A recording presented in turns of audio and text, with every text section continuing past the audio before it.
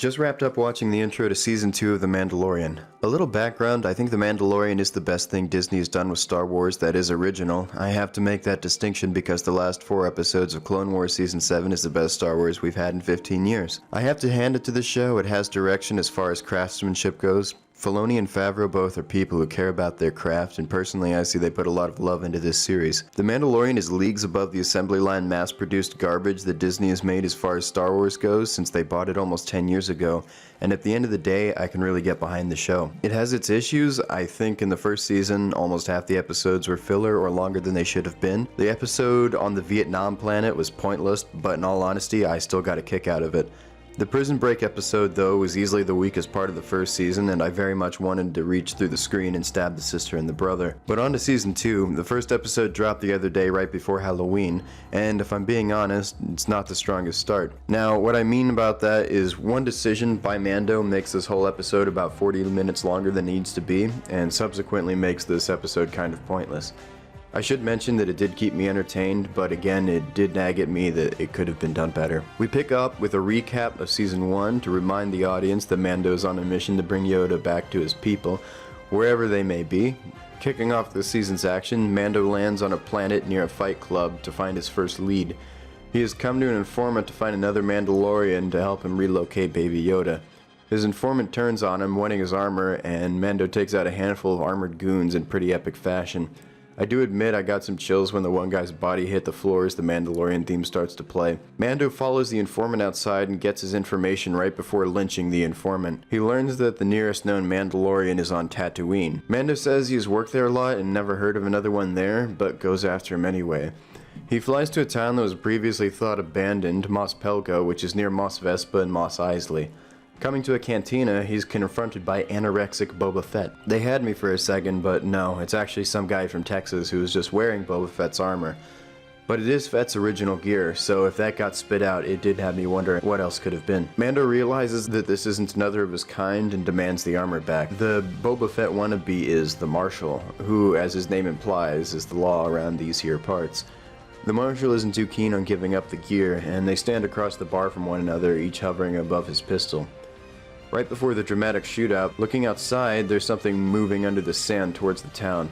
I was pretty sure this was a crate dragon, and lo and behold, for the first time ever, we get to see one alive and well on the live-action screen. So this is where the stupid part that makes the rest of the episode seem pointless happens.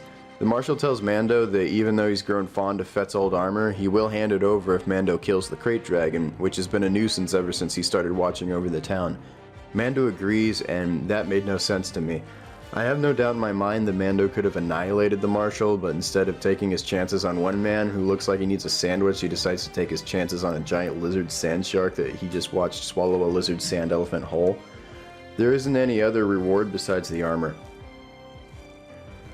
Maybe if there was some money thrown in with the armor, I could see it, but Mando's already on a mission to bring Baby Yoda home, and it's required by his code to take the armor anyway, so what's the point? If someone had something that was mine and didn't want to give it back, I'd much rather take my chances with this one guy, or by Mando's logic, I could go fight Jaws with a super soaker and then get my property back. Incredible logic, it's impeccable. And some could argue that Mando might have wanted to protect the townspeople, but later on he nonchalantly tells the Marshal that he volunteered them to fight the crate dragon head-on, and it's a miracle that only a few of them are swallowed alive. So Mando and the Marshal make a deal with Tusken Raiders to hunt the dragon. The Sand People also want it dead for similar reasons. There's a part that got a chuckle from me where the Tuskens demonstrate how they've charted the crate's feeding and sleeping habits for generations, and it results in the dragon eating a raider instead of the bantha he staked out for it. They finally create a plan to bury explosives under the entrance, lure it out, and detonate them under the belly, the only weak spot on the monster. The plan goes wrong, the explosives don't kill it, and several people get eaten or melted by the dragon vomiting all over them. Mando pulls a Jonah and gets himself eaten by the dragon, along with a bantha that has several explosives strapped to it. Mando gets the dragon to surface using the taser rifle and flies free at the dragon. He detonates the explosives and the crate dragon dies as it explodes from the inside. The townspeople are excited, the Tusken Raiders harvest the remains of the beast, and the Marshal gives Mando the armor. Mando hover bikes away from the town, but Boba Fett watches him as he buzzes off. I'm really excited to see what they do with the character, if anything, for the future, and as long as Kathleen keeps her grubby little mitts off of this, then I think we should be fine.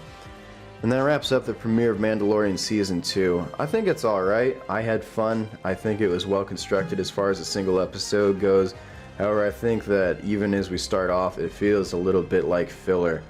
The first 5 minutes are the only part that really focuses on taking Baby Yoda home, and the rest is a fetch quest for Boba Fett's armor. This episode did remind me a bit of Rise of Skywalker in that the entire movie is a fetch quest, and it didn't really make any sense to me that the Mando would go as far as trying to kill a crate dragon to get his armor back when he could have probably just dropped the Marshal right then and there. The Marshal's shown to be a pretty decent shot earlier in a flashback he has, but the Mandalorian's trained his entire life for this, and I have no doubt that in a head-to-head combat that the Mandalorian could kill the Marshal pretty easily. It doesn't make any sense to take on the Crate Dragon, considering that the Marshal probably wasn't just going to eat the Mandalorian immediately. It seems like an unnecessary risk, and it didn't really fall in line with what I would have expected from the Mandalorian if he was trying to be practical. That being said, one of my biggest overall issues with the show is sometimes they can't decide if Mando's a psychopath that doesn't care about anyone and just wants to get what he wants, or if he's a doting father like we see with Baby Yoda. We'll see if they stick to a route for the remainder of this season. But yeah, that's pretty much all I've got for you lovely people today. I'm still on board with this show for the time, and I'm thrilled to see what they have for the episodes to come.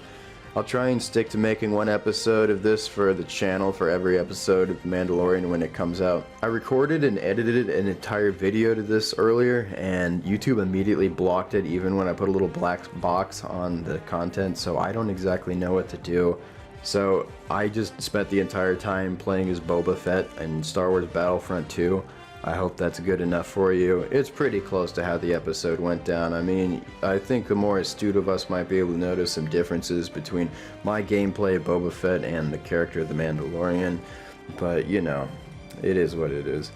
But that's all I've got for you guys this week. I'll see you next week, hopefully when episode 2 comes out. And until then, you guys have a good one.